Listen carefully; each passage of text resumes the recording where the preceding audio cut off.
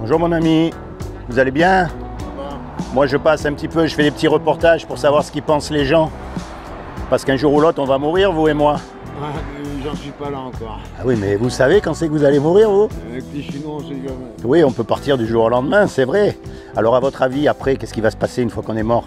Vous avez une croyance, une religion, une idée? Ouais, je suis croyant, je vais être jeté à l'eau.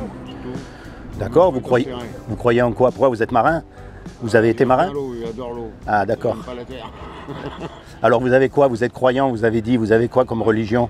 Bah, je suis croyant, je crois en Dieu, à la Madone, en Jésus. Voilà. D'accord, ok. Vous savez que, justement, vous qui croyez en Dieu, Dieu, il a fait des lois. La loi de la pesanteur, la loi de l'aérodynamique. Si on prend une tomate ici, elle ne peut pas pousser naturellement au pôle Nord. Enfin, c'est vrai, quoi. Tout tourne comme une horloge. Eh bien, il a fait aussi une loi morale. Et c'est cette loi morale-là qui va déterminer si on va aller au paradis ou en enfer. Alors, on va voir comment vous allez faire. Et attention, hein, je ne vous juge pas parce que moi, j'ai lamentablement échoué au test. Hein, d'accord? Il y a une loi qui dit « tu ne mentiras pas ». Est-ce que vous avez déjà menti?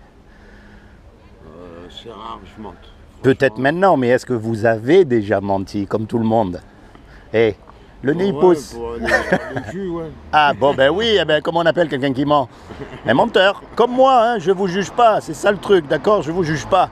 La loi, elle dit, tu ne voleras pas. Est-ce que vous avez déjà pris quelque chose qui n'est pas à vous? Non, non, non. Même un petit truc. Non, non, je vole jamais. La loi, elle a dit, tu ne convoiteras pas la femme de ton voisin. Tu ne regarderas pas une femme avec des idées dans la tête. Alors, et ça, vous n'êtes pas homosexuel, hein? Non, non, c'est des gonzesses qui me courent au cul. Alors, vous savez pourquoi elle est belle, cette loi? Parce que justement, on n'a pas le droit de se juger les uns les autres. On est tous pareils. Quel est l'homme qui n'a jamais menti, qui a jamais regardé une femme avec des idées dans la tête? Parce que même les homosexuels, ils regardent, hein? Faut pas les croire. Hein?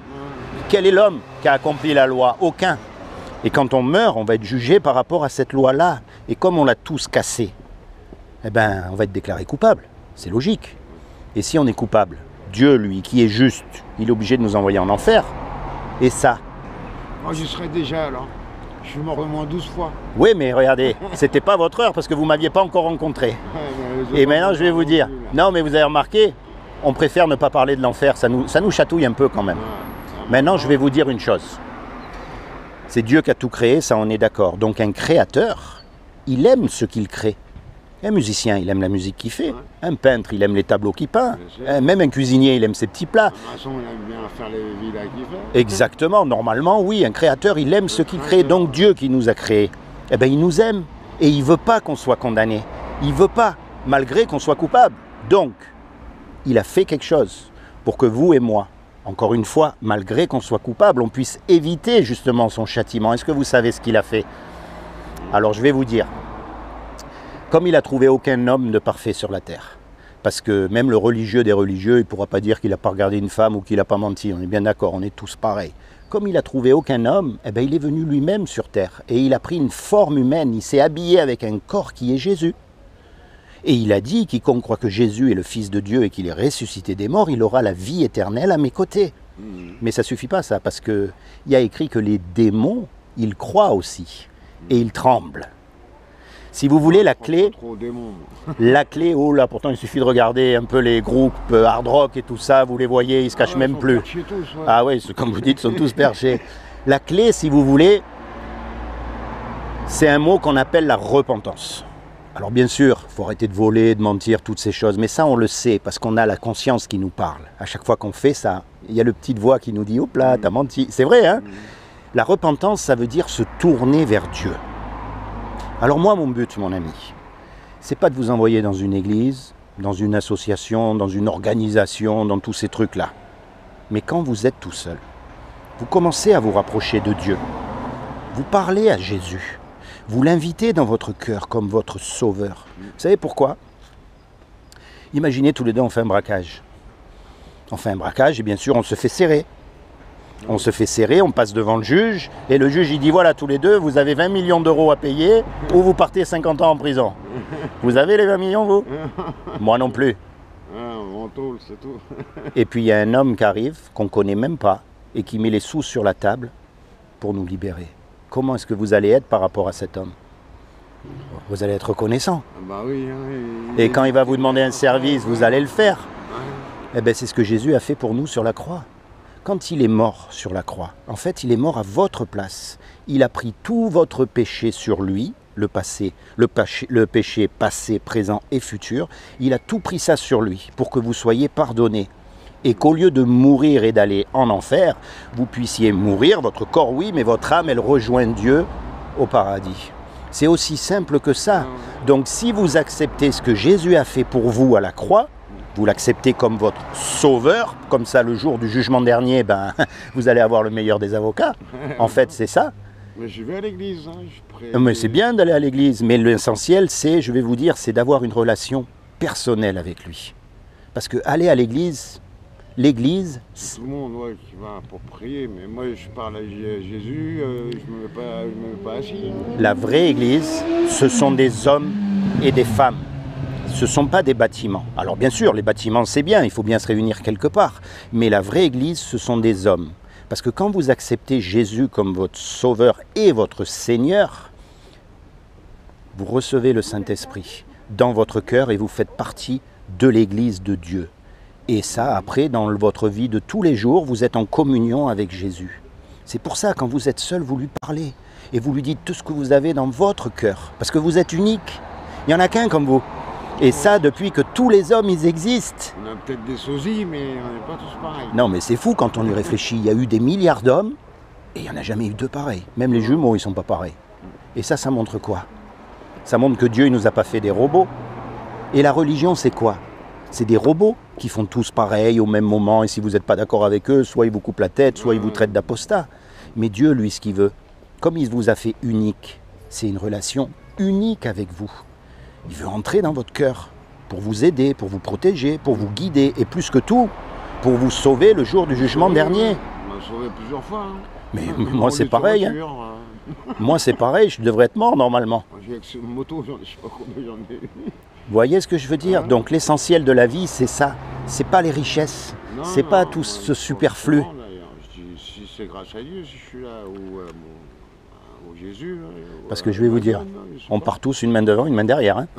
Riche ou pas riche. Hein. Mais j'ai vu les accidents que j'ai eus, je serais déjà parti. Parce que c'était pas votre heure. Voilà. Alors moi, ce que je vous encourage maintenant, c'est à vous rapprocher de Jésus. Quand vous êtes seul, de lui parler, de l'accepter. Vous lui dites, voilà, moi Seigneur, ce que tu as fait sur la croix, tu l'as fait pour moi, je l'accepte. À partir de maintenant, tu es mon sauveur, parce que tu m'as sauvé de l'éternité en enfer. Oui, vrai, et avec ça, pourquoi est-ce qu'on l'appelle Seigneur? Parce que quelqu'un qui agit comme ça avec vous, quand il va vous demander un service, vous allez lui faire quand même. Oui. Donc quand Jésus il va dire mens pas, mais mens pas pour te tirer d'affaire, hein, il faut que ça te coûte. Jésus, il est là. Eh ben voilà. Et alors là, il est, vous voyez, mais là, il est à l'extérieur. Et moi, je suis venu vous dire de le mettre à l'intérieur. Je l'ai aussi dedans. Eh ben, alléluia, soyez bénis. Non, mais c'est important, mon frère. Il faut vraiment qu'on se rappelle ces choses. Parce que le monde, il est tellement fou. Je serais plus là. C'est pour ça que j'y crois. C'est comment ton prénom? Bruno. Bruno. Moi, c'est Laurent. Seigneur Jésus, je te demande vraiment que tu rentres dans le cœur de Bruno, que tu te révèles à lui en tant que son sauveur et son Seigneur, que tu le bénisses avec le désir de son cœur et plus que tout, que tu le détournes à tout jamais du péché, afin qu'il soit sauvé. Bruno, tu sais, on ne sait pas quand on meurt. Ah non, c'est pas. On peut avoir 10 accidents de moto graves et on n'est pas mort, et puis ça se trouve, on trébuche là dans la rue et boum, on meurt. Quand Dieu décide de nous enlever le souffle de vie, on est mort. Et c'est là, en fait, que la vie commence. C'est là que la vie commence. Parce que notre corps, lui, retourne à la poussière, mais notre âme, elle peut vivre pour l'éternité. Oui, ça, on ne sait pas où on va après. Et l'éternité, ça veut dire qu'il n'y a plus de temps. Il n'y a plus de temps. Nous, on est soumis au temps, donc on n'arrive pas à s'imaginer ces choses. Mais là-bas, il n'y a pas de temps. Ça ne s'arrête pas. Donc il vaut mieux rater la vie et réussir la mort. En gros. Non, mais c'est pas vrai ce que je dis. Non, c'est vrai. Et le seul moyen... Que quand on est mort, on ne sait pas combien de temps ça dure. On vit, mais autre part. Parce qu'il y a écrit qu'il nous a été donné un seul nom sous le soleil par lequel on est sauvé. C'est le nom de Jésus. C'est Jésus. Et souviens-toi une chose, tu sais, Jésus, c'était pas une superstar. Hein. Il n'avait pas une papa mobile, il n'avait pas des gardes du corps, il n'avait même pas une maison. C'était un SDF. Il y a marqué, hein. Il y a marqué, les renards ont des trous, des tanières pour se reposer, les oiseaux ont des nids pour se reposer, mais moi, j'ai même pas un endroit où poser ma tête. C'est ce qu'il y a écrit dans la Bible. Tu as une Bible? Ouais, T'en as une à la maison? Alors moi, je t'encourage à commencer dans le livre de Jean. Comme ça, tu vas apprendre à connaître Jésus, à savoir ce qu'il a fait. Et tu vas te rendre compte que ce n'est pas le Jésus dont on nous parle bien souvent. Que lui, il est très discret, il a toujours fait du bien. Il faut vraiment que tu t'accroches à ça. Il n'y a plus que ça dans la vie. Tu as déjà des kilomètres au compteur comme moi. Tu sais bien que on n'est pas chez nous ici. Tu n'as pas ce sentiment de ne pas être chez toi. On n'est pas à notre place. Même avec un boulot, même avec un appart, on n'est pas à l'aise. Tu sais pourquoi? Parce que nous, on fait partie de là-haut. Notre chez nous, il n'est pas ici. Alors on est un peu tous perdus comme des brebis égarées. Voilà, à droite, à gauche, on ne sait pas que c'est Jésus qui nous manque. Mais ce sentiment, tu l'as aussi.